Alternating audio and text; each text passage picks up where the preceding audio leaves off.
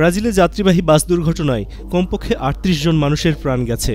স্থানীয় সময় শনিবার ভোরে দক্ষিণ পূর্বাঞ্চলীয় রাজ্য মিনাস জেরাইসের মহাসড়কে দুর্ঘটনার শিকার হয় বাসটি। পুলিশ ৩৮ জনের মৃত্যুর কথা নিশ্চিত করেছে। হাসপাতালে চিকিৎসাধীন রয়েছেন আরও ৮ জন।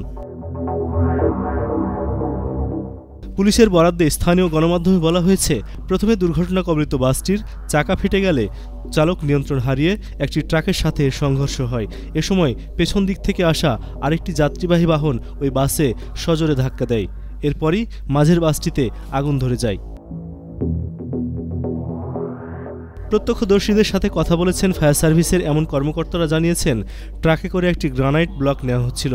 সংঘর্ষের কারণে ব্লকটি বাসটির ওপরে পড়ে। এ কারণে বাসের ভেতরে আটকে পড়ে ও আগুনে প্রাণহানির ঘটনা ঘটে। তবে পেছনের গাড়ির কেউ প্রাণ হারাননি। এ ঘটনায় শোক প্রকাশ করেছেন ব্রাজিলের প্রেসিডেন্ট লুলা দা সিলভা। তিনি দুর্ঘটনাটিকে ভয়াবহ শোকগাথা বলে উল্লেখ করেছেন। পুলিশ জানিয়েছে, দেশটির মহাসড়কগুলোই ২০০৭ সালের পর এত বড় দুর্ঘটনা ঘটেনি। এস এম বাবু, এশিয়ান পোস্ট।